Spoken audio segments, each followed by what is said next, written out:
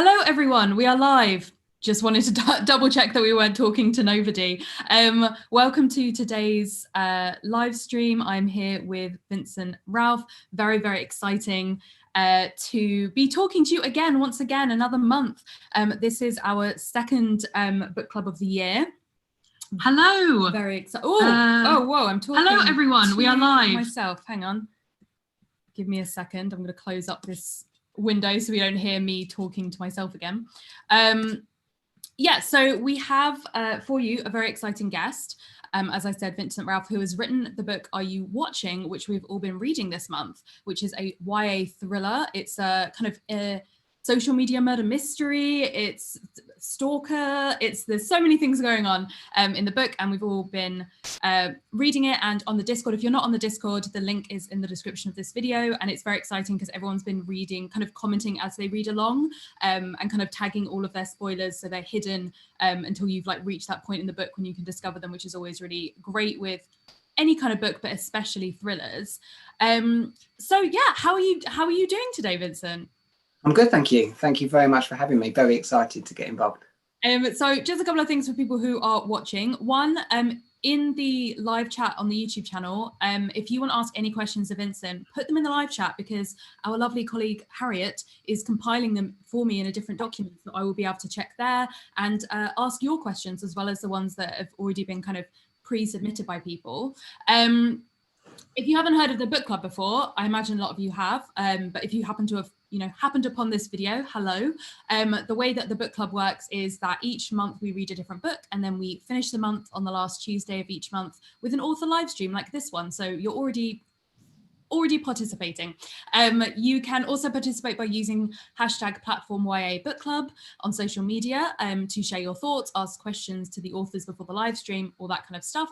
Join the Discord community, as I said. And also, if you're a book creator, if you have, a bookish TikTok or Instagram or Twitter or YouTube channel, anything like that, please send us what you're doing around the books in the book club. We would really love to see them and like share them with all of the readers that we know as well. So we are going to be asking some questions today, just to let everyone know about spoilers, because obviously a lot of us have read the book, but there may be some people who still haven't finished. So the first section of this is going to be spoiler free, and then we're going to move into a spoiler section, and it will be very obvious when the spoilers start. We will make it very clear so you won't accidentally listen to spoilers. So if you, all of our questions which are to do with spoilers, maybe wait in the chat until when we've got to that point and then kind of ask away. Sweet. So let's get to the question. So the first question that I really like to start with when we are doing these, because I think it's a nice place to start, is the very simple but potentially complicated, what inspired you to write this book? Where did the idea come from? I actually had the first line, the very first line of the book. I wrote that years ago for something completely different that never saw the light of day. But that line, my mother was killed by the Magpie Man, I just love that, and that line stuck with me. So years later, I just revisited it. I found it by accident, really. And then I thought, oh, that's a good line. I want to try again. And then when I took that line along with the concept of YouTube, put them together, and that's where it came from. Nice.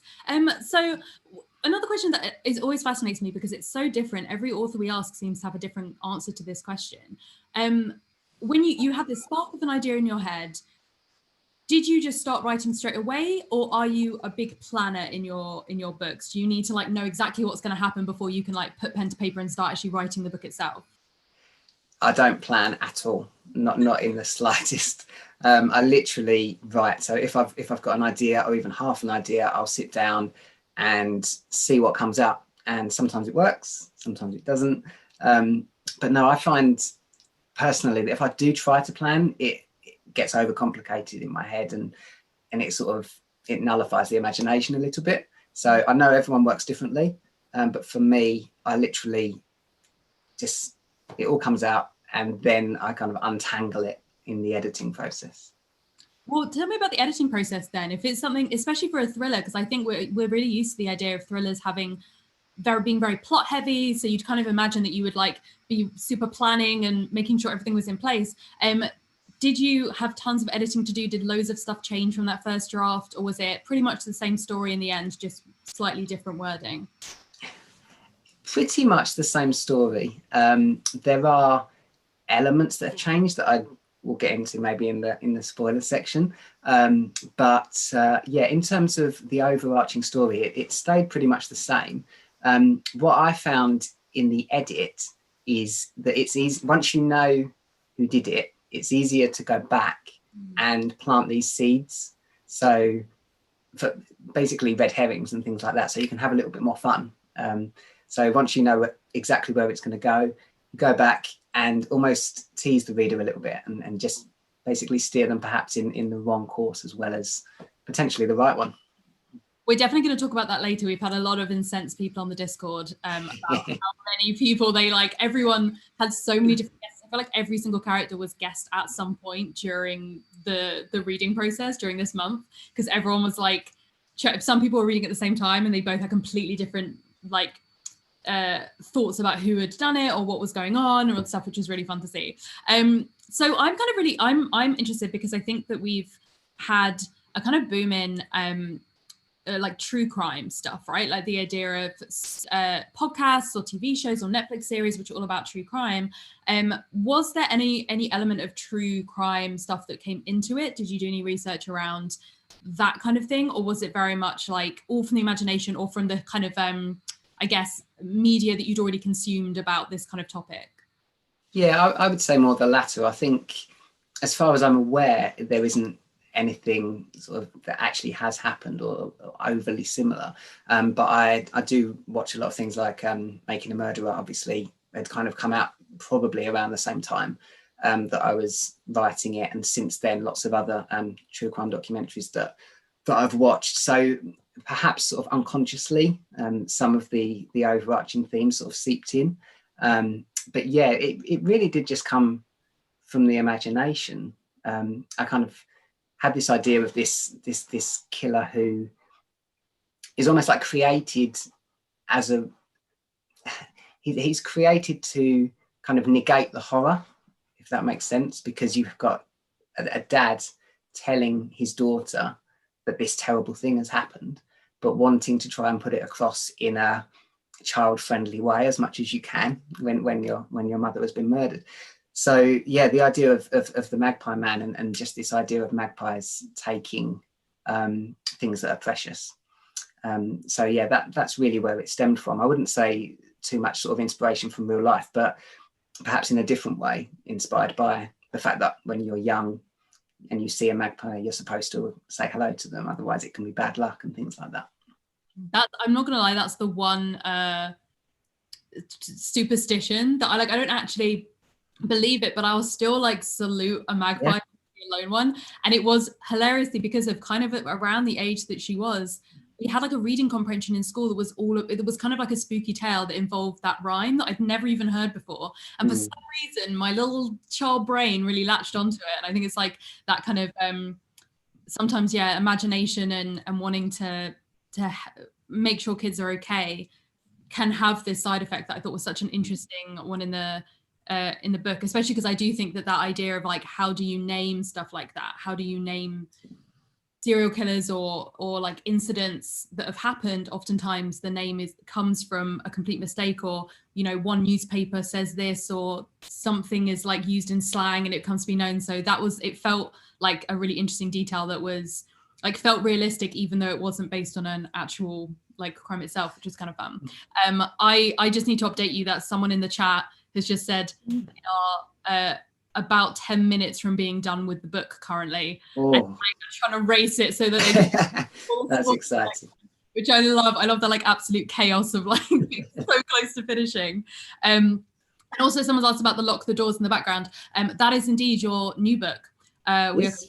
Are you watching? But there is another book. So we'll maybe talk about that kind of between this section and the spoiler section, just in case anyone's kind of interested in what to read next from you. So next question is actually from someone on our Discord, a Quaker witch, who has asked, how did you make the decision to write the book with such short chapters? I found it made the book really easy and quick to read.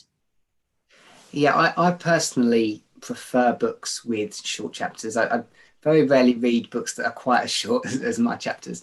But I find that when you're writing a thriller, there's that sense of wanting to carry on and carry on. And so what I found is that as a writer, I kind of pictured every chapter as a scene, sort of almost imagine it a bit filmically. So that's just the point where it stopped.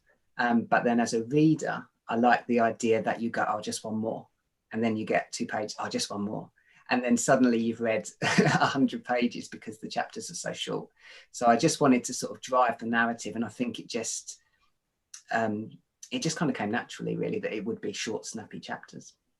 I think that's definitely the sensation that I got while I was reading, of like, I'll go on another one. I mean, and like, as soon as I stopped reading it, I did message Discord and be like, this feels very like I can see like a filmic version of it, because it is so scenic, because it is these individual scenes, and you kind of come, there's kind of a saying in screenwriting, but I think it kind of counts for a lot of writing, which is that you should kind of enter a scene late and leave a scene early.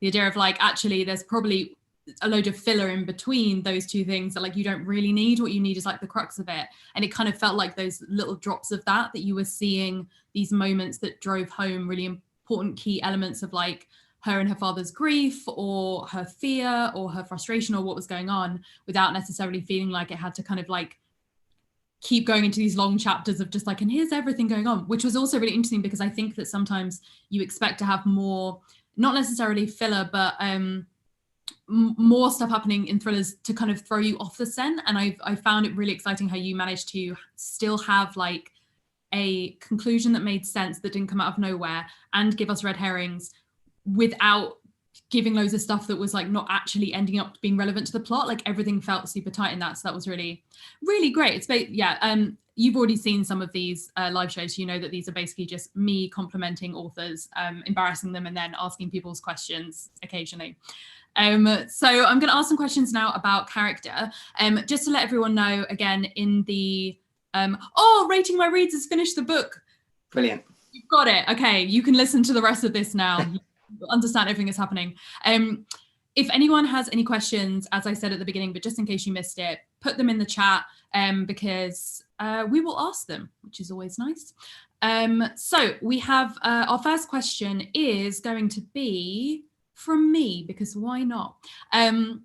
What is the process that you go through behind creating your characters? I guess particularly your characters who are like either the emotional crux of the novel, or like have to be super fleshed out. Do you come at it from the point of view of, you know, oh, in this plot, I'm going to need this kind of character and that kind of character, and then they become a person? Or is it more, oh, I really want to write about someone like this, I'll fit them into the plot somehow? They sort of come alive. Again, I kind of want to really stress that I don't plan at all. So they sort of just come to life. And then that sounds slightly pretentious, but I just mean that like Jess just happened. Like it was Jess's story. It's not anyone else's story. It's Jess's story. So when I sat down to write and her voice kind of happened, if it had been anyone else, it wouldn't have worked. So I don't really know. I think they just come to life as I'm writing them. So for example, Jess's 2 best friends, Emily and Hannah, I knew I wanted them to be different. And quite kind of starkly different. So one of them kind of being quite bolshy and, you know, says everything as it is. And the other one almost being the sensible one. So I had that, but then within that, they just go off and do their own thing. And similarly with her father, for example, who is such a crucial part of the story, in the sense of he is her, you know, he's her remaining family. He is her rock, but he's almost like a crumbling rock. And in a way, she's holding him together, but in a way, he is still holding her together.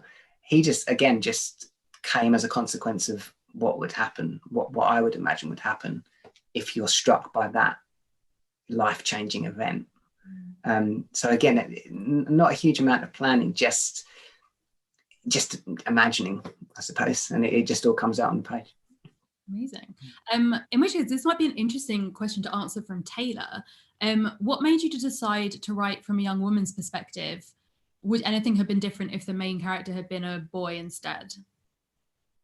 Yeah, I think a lot of things would have been different. I think the relationship between a a young girl and her mother, as far as I can sort of, again, imagine, is so strong. And it's that kind of those formative years that she has missed out on, and all of the things that she would have learned as a consequence of if her mother had survived, she lost her before she knew her.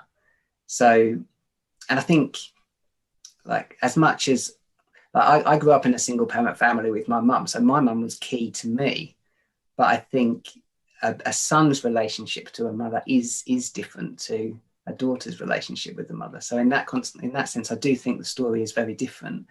I also think Jess, she's so headstrong in a way that perhaps a teenage boy wouldn't necessarily have gone about things in the same way that she does.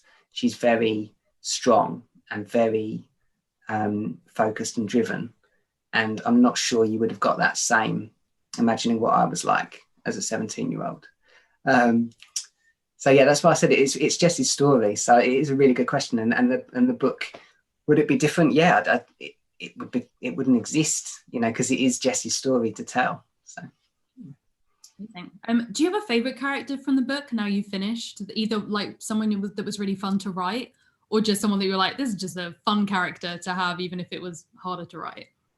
I really like Emily. I think that she hasn't got a huge amount to say within the story overall, but it was a lot of fun writing a more fun kind of inserting a little bit of humour into what is really a very dark story. And she kind of pops up. Both friends sort of pop up and just help in that sense. I really enjoyed writing her father as well. That really, I kind of felt by the end of the story that I knew him. And I really just enjoyed that journey and imagining what it would be like as a father and trying to keep everything together. So yeah, I would say those two, and a very small character who I really enjoyed was Reg, who is the older man who lives at Mayfield Lodge. I really enjoyed the I don't want to kind of give any spoilers away at all, but just a few conversations that he has with Jess that perhaps show her a slightly different way of life that she hadn't previously thought of.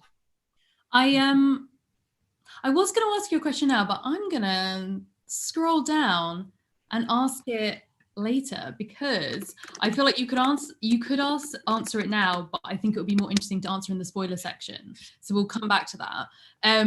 We're going to go on to the next kind of like question category, I guess.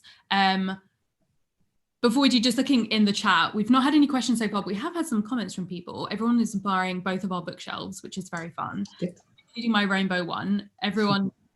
There is a video on the Platform YouTube channel, on this YouTube channel, of me rearranging this bookshelf, which was edited by editor Will, and it makes me look like the most chaotic mess in the world, because it's just lots of footage of me surrounded by books on my floor, like panicking. So if you enjoy the bookshelf, please go and check that one out, because you will not be disappointed by the chaos that was the editing of that video.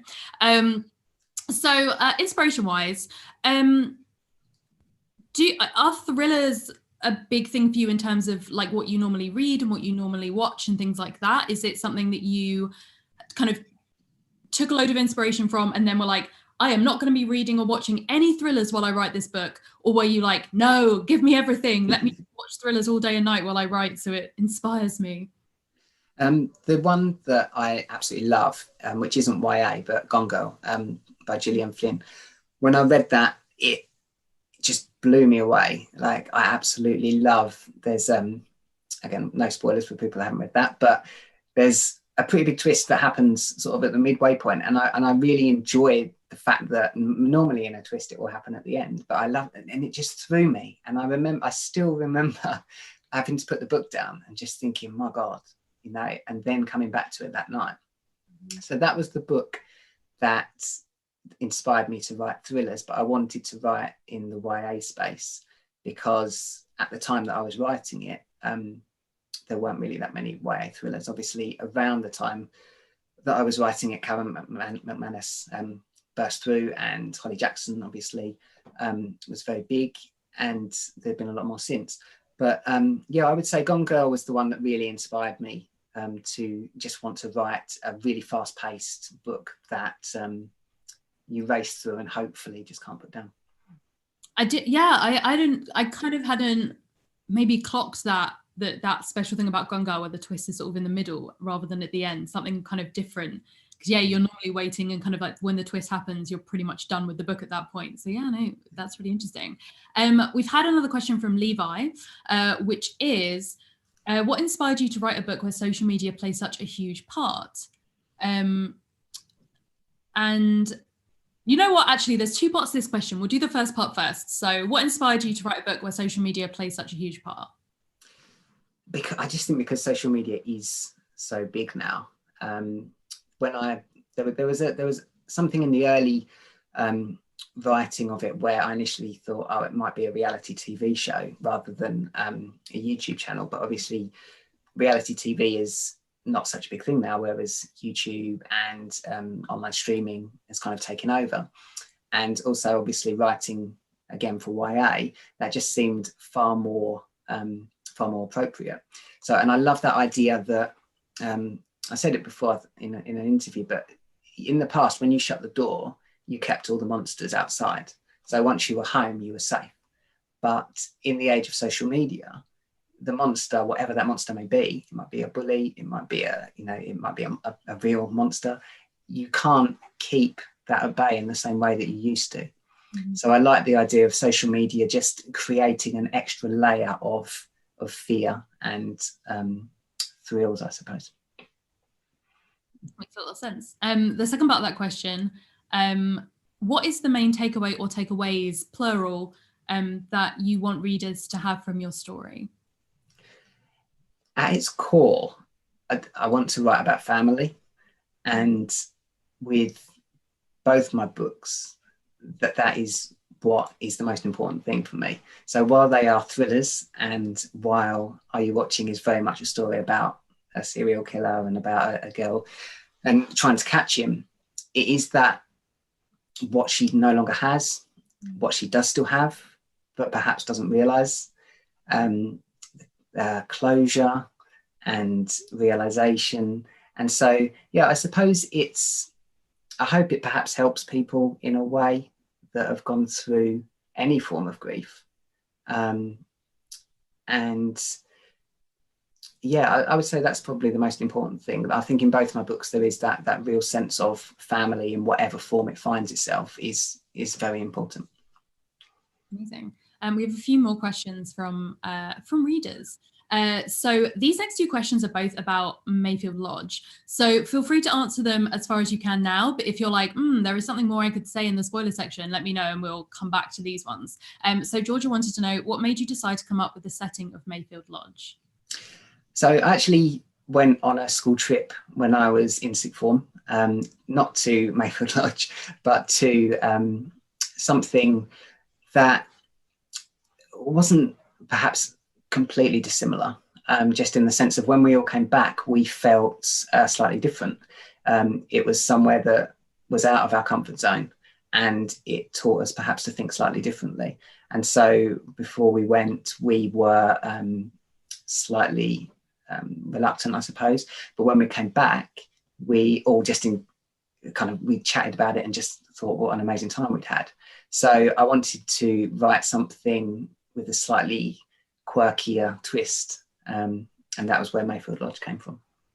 It did feel very kind of like, I remember there would be things that the like older years at school would have access to or would have done, or something that like everyone knew about, and it was a thing that you like waited your turn to go on it. Like it really felt like it was kind of like this quirky thing, but it also completely made sense to me that was something that happened. Like you would go on this particular trip if you took this course at A-level, and everyone came back different.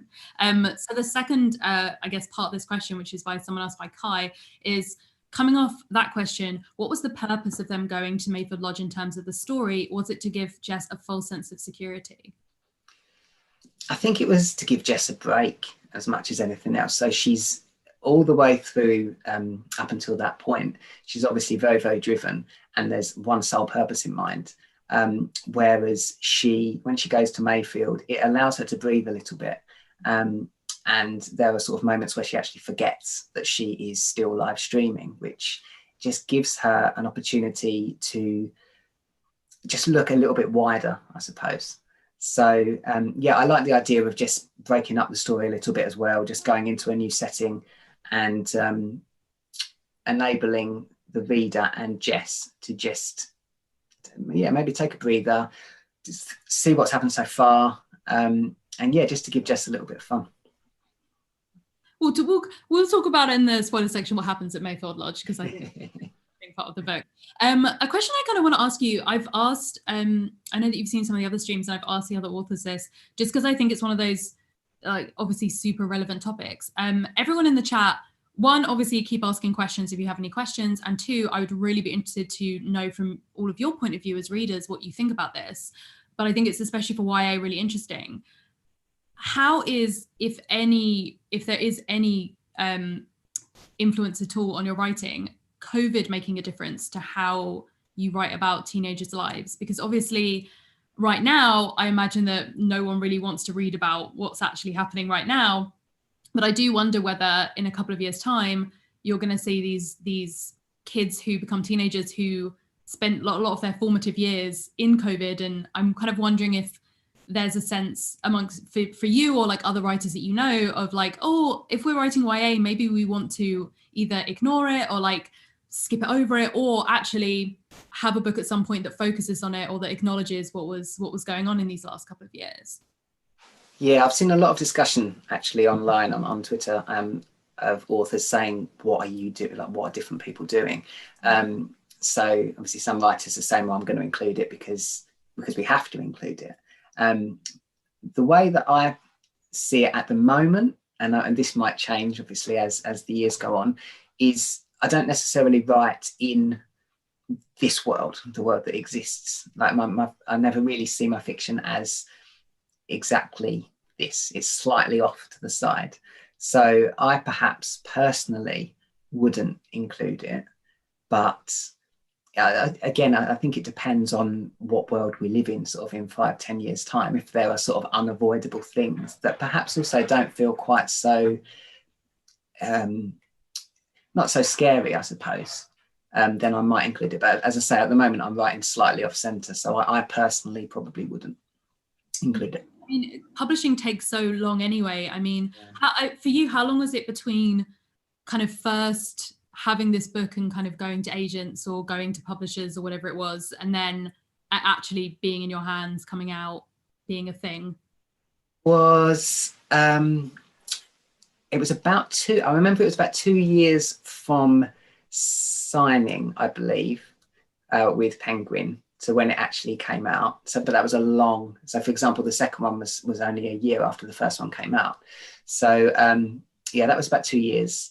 And before that, I signed with my agent for a while. I don't know, it was a long time, as in it probably closer to about 3 years, I suppose, from, I'm not really sure, I haven't completely thought about the dates, but it feels like a long time as well, because but then so much has to happen, as you know, so much has to happen in publishing just to get that book in your hand. And there are so many people that work on it in so many different ways.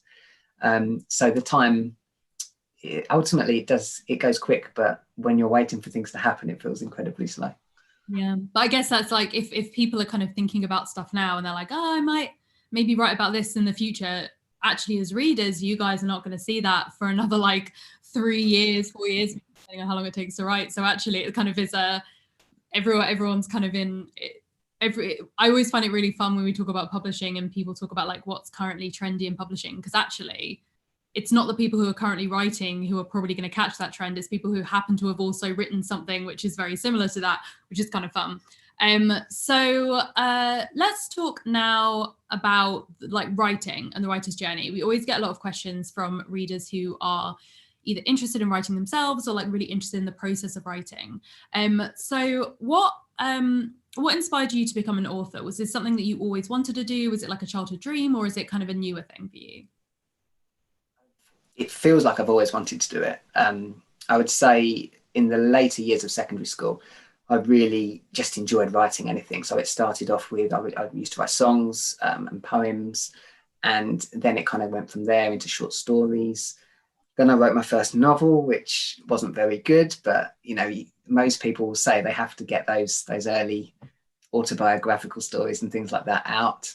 But yeah, it feels like it's something I've always wanted. And then when I went to university, I did English, and within that we did lots of creative writing. And yeah, so ever since I wanted to do anything, I've wanted to be a writer. We just had a question in from Rating My Reads, who is indeed the reader who finished approximately 15 minutes ago. Very speedy. Any advice for those who want to become an author themselves one day? Yeah, it's really simple, and it's not mine. I don't know whose it was, but it's just write lots and read lots. It really is. They are the key things. I see the imagination as a muscle. So the more you use it, the stronger it gets. And this is with my writing. I might sit down on day one of a new story, and what I end up writing just isn't very good. But then if you keep going and keep going and keep going, what I find is that after a week or a month or however long, it suddenly just starts to flow. And then you'll read the stuff back and you'll think, oh, where did that come from? And you almost won't quite recognize that it's you that's written it. And that's sort of the best time. But also reading lots, because you only understand what's good and what's not by reading widely. And I would say don't just read in whatever genre you want to write in, read as widely as you possibly can, because my favourite books and my favourite authors come from so many different genres and so many different decades. And I just feel that if you immerse yourself in words, then ultimately your words are going to be better as a result.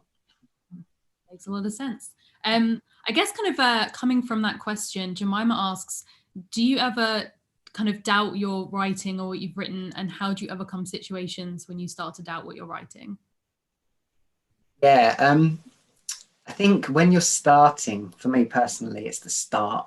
Like if you sit down and you think, well, I've got to do something new now, and it will sometimes take a long time for me to get over that doubt. When I'm in the midst of a story, it generally kind of flows relatively easily. But for example, with the second book, I was terrified that I couldn't do it again, because the first one had gone, obviously I got an agent with it, I'd got a publisher with it, but then in publishing, sometimes you get 2 book deals.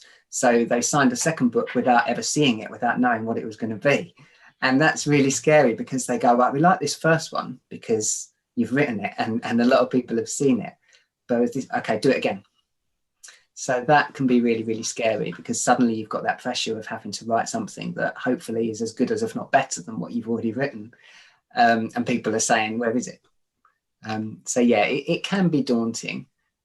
But again, it's that idea of writing lots and persevering. So if it's not working today, write something. And it might be that one line ends up being good enough for the book, but that's one line you didn't have yesterday.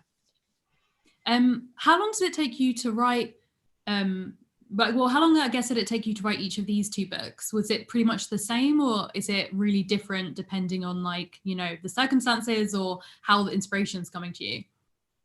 Yeah, the first one took a while, but it is hard to judge because it goes through edits and things like that. And obviously I got an agent with it, and then it came to Penguin after that. So the first one, I would say probably about 1.5 years to write. But that probably counts for a few different drafts. Whereas with the second book, it actually came really, really quickly. So I would say about 3.5 months for the second book. And obviously then again, it has to go through and we edit and we work on it.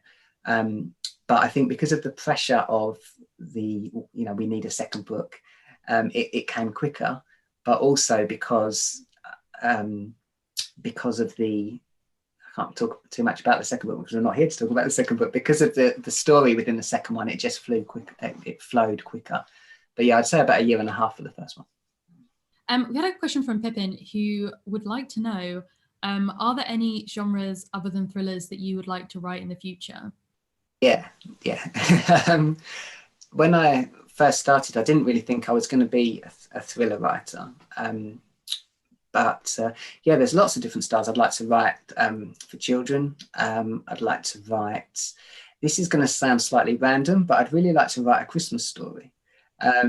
because I love the idea of every year you have your favourite Christmas films and you have your famous Christmas books and things like that. And I love the idea of that cyclical, oh, it's another year, but we're going to kind of go back to that familiarity of those stories. So I'd love to write something Christmas related. I don't know what, I haven't got any ideas, but that would be really good. And also something sort of more feel good, I suppose, more a coming of age feel good that doesn't have any serial killers in it.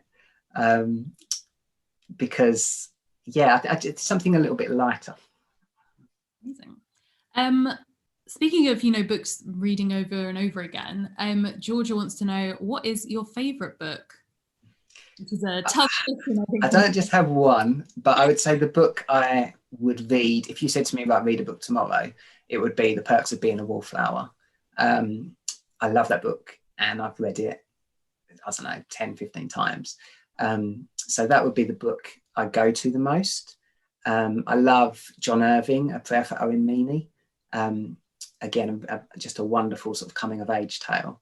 And yeah, I would say those are probably the two that I would read the most. And a kind of a related question, which I think also links into what you were saying earlier about like reading being something that's really, really good for authors. Cookie Bookie wants to know, what was the last book you read and what did you think about it? I don't read much when I'm writing because my brain then gets all confused. I'm trying to think the very last book, because I'm reading a book at the moment by it's Savannah Brown's new book. But what was the last book I read? I'm going to look on my bookshelf. Hold on. I think actually it was Charlie Changes into a Chicken by Sam Copeland. That's what it was, yeah? I think that was the last book I read. What did you think of the chaos? Very good, very good, very funny. I think it was nice to sort of go into a completely different realm. Yeah, I was laughing out loud every other page. Very good.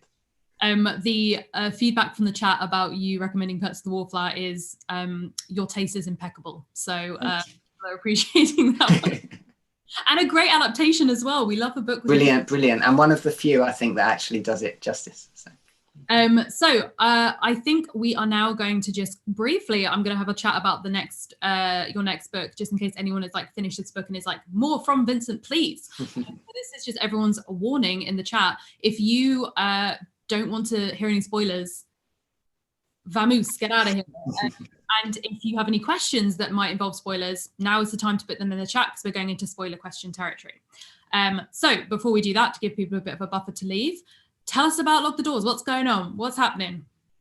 Basically, Tom moves into a new house with his family and he starts to spot these things that perhaps they point to an unknown mystery. So what he first notices is that there are holes on the outside of the doors where he thinks locks may used to have been attached. So he gets the idea that perhaps people used to be locked into the rooms. He is convinced that there is a mystery to be solved. His family don't think there is. And he then befriends the young girl, Amy, who used to live in the house before him in an attempt to solve the mystery, if there is indeed one. We love a good mystery story. So, yeah, if you're interested, that is Vincent's next book. Very intriguing. I love an author that can sell their book in like 3 sentences. My favorite thing in the world. Perfect. So, right, our spoiler questions. You know what? I'm going to start with that one I said I was going to save for later, which is, when you're writing a thriller or a mystery or something where you're potentially giving red herrings or that kind of stuff, how much thought goes into what first impression you give readers of the character? Because there were so many characters in that book.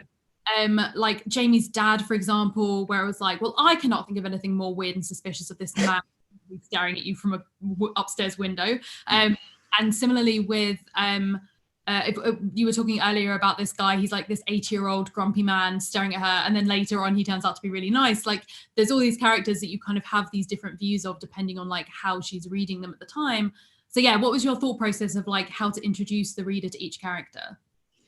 Yeah, I think that's absolutely key in that it is that first impressions. But I also think first impression is perhaps clouded slightly when you're reading a thriller and you're almost looking for these clues. So I love the idea of whenever I introduced anyone new, I wanted there to be a very slight hint of, could it be them?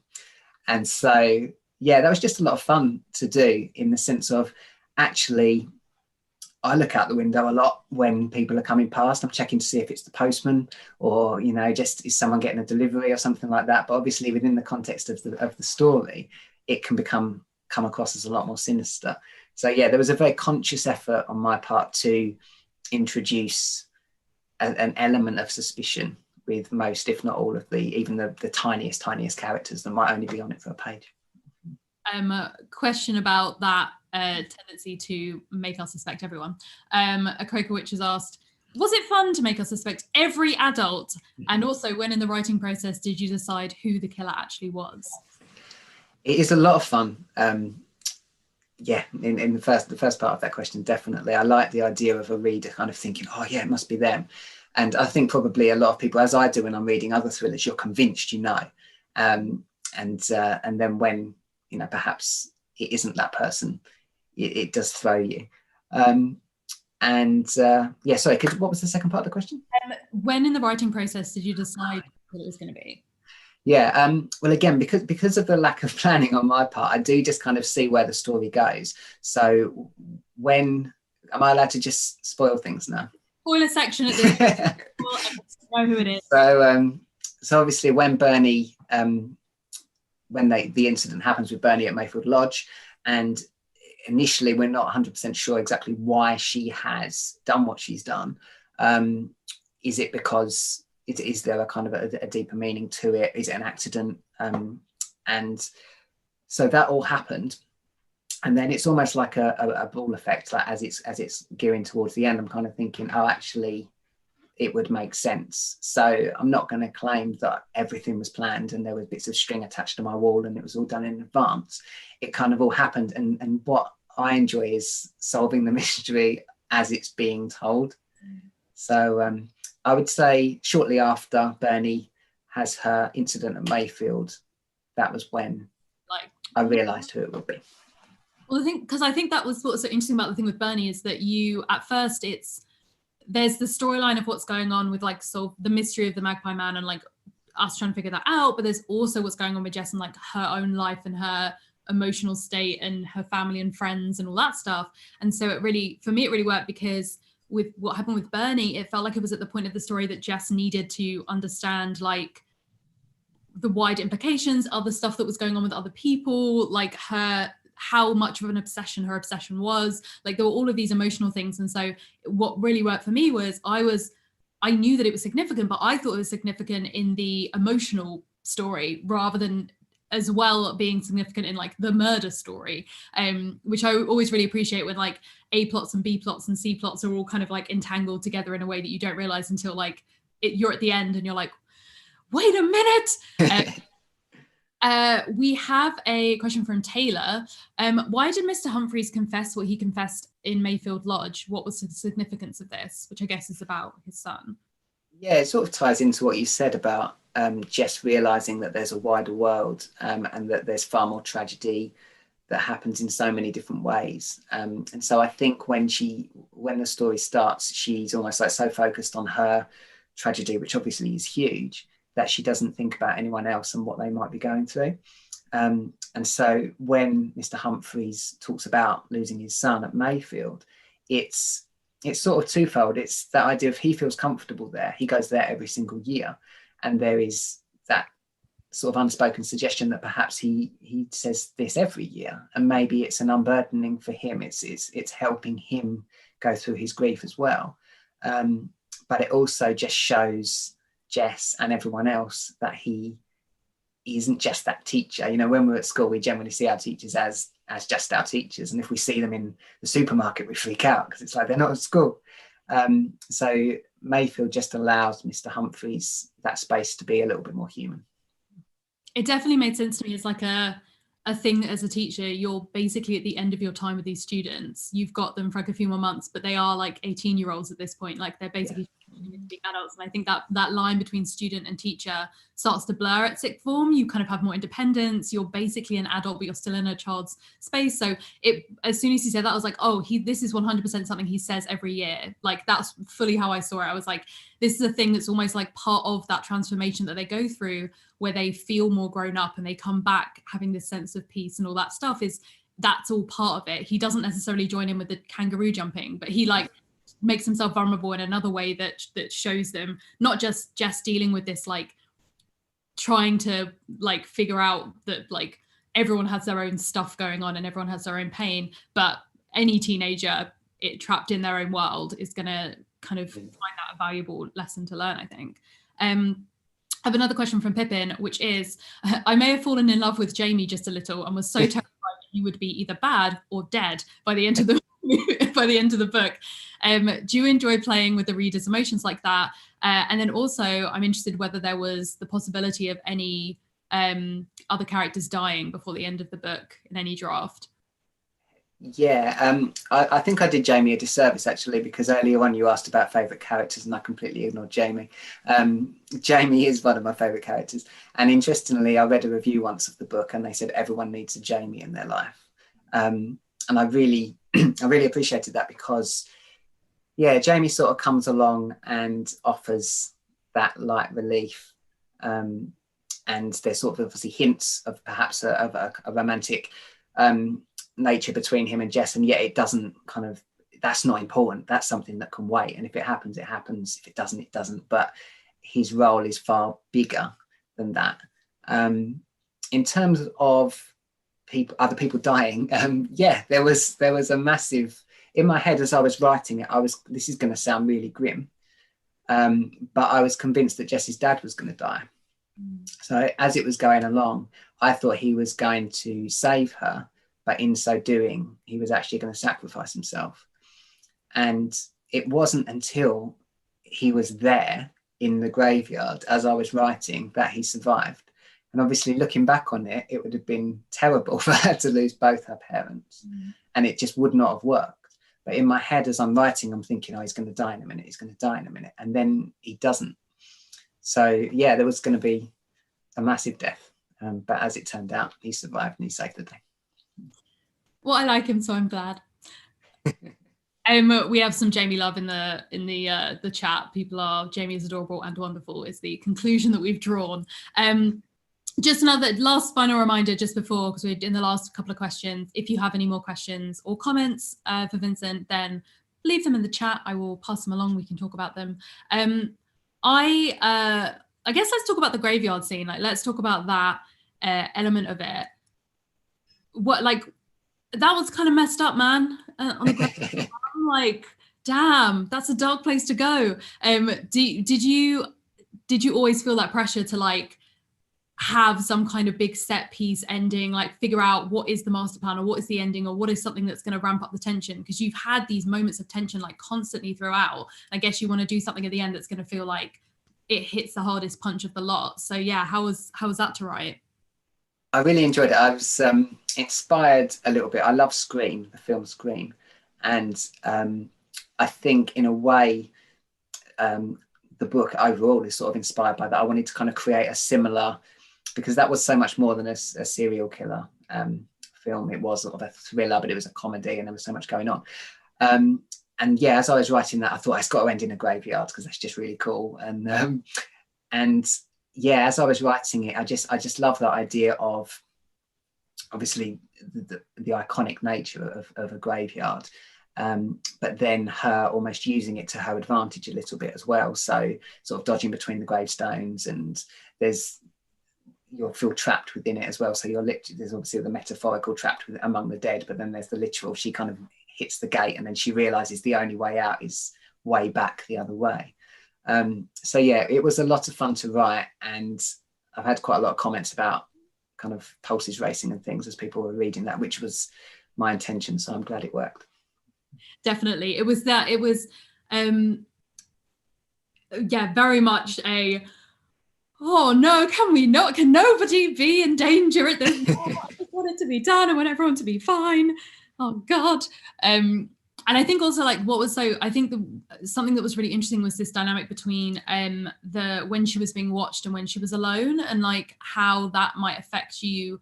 Because I think it, like you saw it in a lot of the characters that were in her school. There were people who were trying to play up to the camera, people who were trying to avoid it, people who were judging her based on it. How did you come to decide, like, was it very natural for you as you were writing to decide like which things were going to happen in front of the public or in front of someone who could see it, and how many things were going to be things that happened not on camera? Because I know that you talk about the scene with when Bernie and Jess go for that walk, and Jess realizes that there's like things that Bernie's telling her that she would never have said if the cameras were on her. So yeah, how did you kind of negotiate that and the characters and deciding who would kind of do what in front of or away from a camera? I kind of wanted most of the things that ultimately proved to be important to happen off camera. So there's a slight irony in the sense that she's being filmed and this production company thinks, oh yeah, we've struck gold, all this great stuff's going to happen. But actually a lot of the stuff that happens on camera or that Jess chooses to film turns out to be harmless in one way or another. And so I like the idea of ultimately, although she thinks she's going to solve it one way and the production company hopes that they strike gold and catch the killer on camera, it all happens as if she were just a normal person living a normal life. So yeah, there was a conscious decision to sort of split the two. And as you say with Bernie as well, is while some people would play up to the camera, I think most people would keep everything in and then express it a little bit more when they know they're not being watched by millions of people. That's fair enough. I was at the end, I literally all capital letters was typing into the Discord chat, like, I knew that suicide was important. Right at the start, I was like, this is Chekhov's suicide hanging on the wall. I'm like, this is going to come back. And then when you're reading, there's so many other things happening and you're so like stressed about stuff. I like completely forgot about it again until the end. And I was like, oh, was that thing I knew was going to be important? But obviously, like, you couldn't. Part of the thing that I think is really interesting about the way it plays out is as I was saying, like, it doesn't come out of nowhere, but there's also not a lot you can guess until you have all the pieces that all fit together, which basically is what happens to Jess. You kind of have the pieces as she gets them. And so you can pick up on the idea of like, oh, that's probably significant, or oh, okay, maybe that's the thing, or like, oh, these photographs that her mum's taken are probably significant. I wonder who the man is in the photos, or, you know, what could the motivation be, all this kind of stuff. And it's not until Jess realizes that you realize at the same time, which felt like very immediate, very kind of like pacey in that same way that the short chapters do. How many were them originally, like, more clues in there for who it was? Did you have to add some to kind of back up that what you then decided after you'd kind of figured it out when you have Bernie's accident / purposeful situation that went on at the lodge? There were a couple more nods to the guy who took his own life. There was a moment when Jamie and Jess go to Harmony and they sit on a bench, and the bench was dedicated to the person who took his own life. And so I kind of had that in, but then ultimately I took that back out because I thought perhaps it was one clue too many. You kind of, oh, they've mentioned that once, but he's mentioned it again, so it must be important. So I like the idea of kind of planting these little things early on. And interestingly, that line when she says something along the lines of all the town's tragedy was wrapped up in 1 week, something like that, and you think, oh, it was just completely coincidental, but actually all the tragedy was key. It was all part of the same overarching mystery. I don't know if there was much else that I added as I was going along. I think more in the editing process, it was more sort of like trying to draw attention away from. But I think I tweaked or added some more when she meets Elliot at the hospital. So I think the first time in an earlier draft, he doesn't speak. But I think it was my editor actually sort of flagged up and said, you know, he should talk. And so I like that idea of he thanks her for saving Bernie. And actually at the time you think, oh, you know, what a nice guy. And then you realise ultimately that he's playing her in some way. All that. We had a couple more questions on the chat, actually around this kind of the suicide and what went on. So Rachel Marie asked, who is the person who's literally just finished? I'm curious, before Jessica's mum, Why did he kill and frame it as a suicide? What was the kind of like his motive at the time? Well, that he's always been a very, very bad man, and the idea was that he kind of contained his monstrousness to his family, and that sort of came out in jealousy as much as anything else. So Bernie's mum had sort of reconnected with an old school friend, and he had discovered that, and he'd snapped. But the idea is that he didn't find his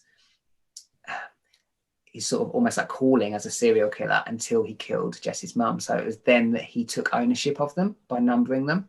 Sort of, so that's why initially when he did it, he doesn't want to get caught. He doesn't want to take credit for it. It's, oh, I've done it and I need to, frame it as something else. But then when he kills Jess's mum, he enjoys it. And so that's when the numbers start. And that's why there's that differentiation between George Hanson and then the women. I think there's this real tragedy in her mum's death and what she says, where she's like, he's basically like, this woman saw like me burning the clothes, so I had to do it, kind of linked that crime, and actually that sparked something, because as Jess says, she's like, well, she didn't know. There's like all that there's an entire possibility that she thought that you were just a neighbor, you're outside and she just thought you were having a bonfire. Do you know what I mean? Like you were just burning some rubbish some leaves or something in your garden. And I think there's that like real tragedy of her not necessarily, her feeling like in her grief that she has a really distinctive point at which she can focus on, if I bring this guy to justice, this is sort of the closure I need. And actually she's kind of opened up this like more questions, and she's kind of realizing maybe that's not necessarily going to have the closure. And actually I think where she's probably going to get closure afterwards, I imagine, like after we've closed that last page, is with her dad and with that like rebuilding that relationship. And I think that's exactly what you said, where family comes in. And I think that was, it was such an interesting ending to have this less of a kind of gung-ho and now the criminal's behind bars, but more of an understanding of like, actually was this an entirely healthy mindset for this young girl to have been in for so long. Yeah, and that's the idea with the very last line. So right at the end, her dad smiles, and you can read that in lots of different ways, but it's that idea that he's watching her from sort of outside in the corridor. So it's very different to when everyone else has been watching her, but he's proud of her. And that smile to me indicates a better future for both of them. So although it has been terrible, and as you say, in a way, they're never going to completely find that closure, because if she'd made it another 30 seconds through the alley, she'd still be there. If she hadn't taken those photos, she'd still be there. But they're making the best of what they've got left. So lovely. We have another question. If anyone else has a question, you've got to get in it literally in the next minute, because we're almost out of time and I don't want anyone to have a question and not get to ask it. But Esme Rose has asked, why did you include the character of the teacher with the photos? What inspired the character and his motives?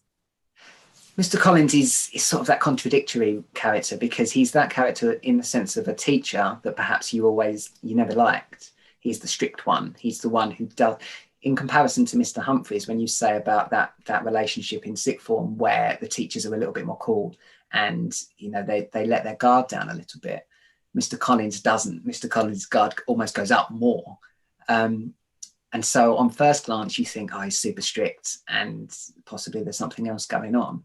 But actually you realise that it's just the way that he is. It's just the way that he teaches. But actually beneath the surface, he cares for Jess, and it's misguided what he does. It's stupid what he does, but he does it by giving her the photos because he's trying to remind her. He's trying to say, don't stop. This happened. Don't stop. She doesn't need that. She knows. But obviously, as someone outside of that family who perhaps doesn't quite comprehend the grief in the way that Jess does, he's just using it as motivation. And I like that right at the end when he meets her and she realizes that he's almost this fountain of knowledge for memories of her mother that she and her father can't have because he knew her when she was a teenager.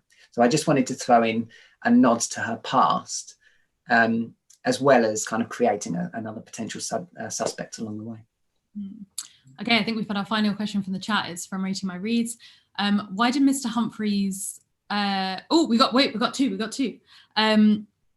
Why did Mr. Humphreys have her picture up on his computer screen? Was there a significance? Was it a coincidence? That was purely coincidental. So it's just the idea that when you have Sims up, you would probably have you probably have some students' information up in one way or another. He might have been giving her a merit. He might have been looking something up, but it was a cannily placed coincidence. The question that Kai's asked on the Discord, I think they asked it earlier and then we ended up answering it on the stream. But I kind of want to twist it. So it was asking that question we asked earlier about like, were there any, real life influences to the Magpie Man, which we talked about there not really being, but I am interested in whether that is something that you've considered writing about, if there's anything that you would say, oh, actually there's this real life thing I heard about that I might want to get inspiration from, or are you very, very like entirely internal inspiration based for the stuff you tend to be interested in writing? I tend to try and want it to be original, so something that would come from me. I think I'm inspired more through, like say for example with Scream, that inspired me in a way. I wanted to do something sort of similar and sort of those more filmic scenes. But in terms of real life events, I enjoy watching things like that on TV, but I don't think it would consciously inspire my writing. Amazing. I'm going to do one last question for you because why not? And then we will wrap it up. So I am interested in, let's think of a nice rounding off question. Where do you see Jess going? Do you have an idea about where she is in the future? Do you feel like, because obviously she mentions at the end that she might want to go into like helping people in some way, whether it's as a counsellor or something like that. Do you feel like that's kind of, she will be as driven going forwards about something like that? Or do you think that you're kind of leaving the character off the page and who knows where she goes next? It's not something I had really thought about, but thinking about it now, she is so driven, and I think she would be just as driven in her future life as she has been in this sense. And I think what's most important is that she would want to make her mum proud.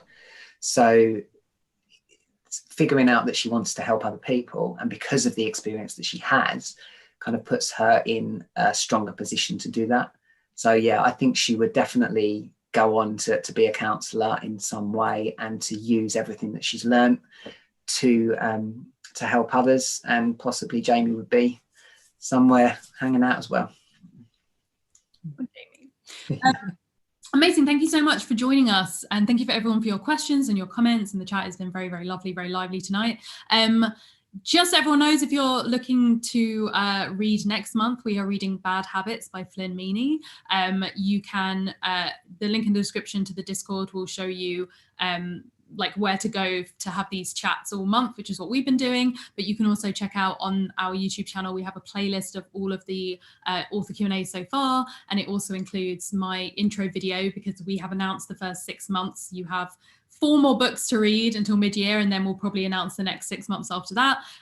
There's some really exciting stuff in there. There's another thriller, there's a comedy, there's drama, there's all sorts going on. So we're very excited to see everyone next month when we're talking to them. And again, thank you very much, Vincent, for joining us. Thanks for the questions, they were brilliant. Bye, everyone.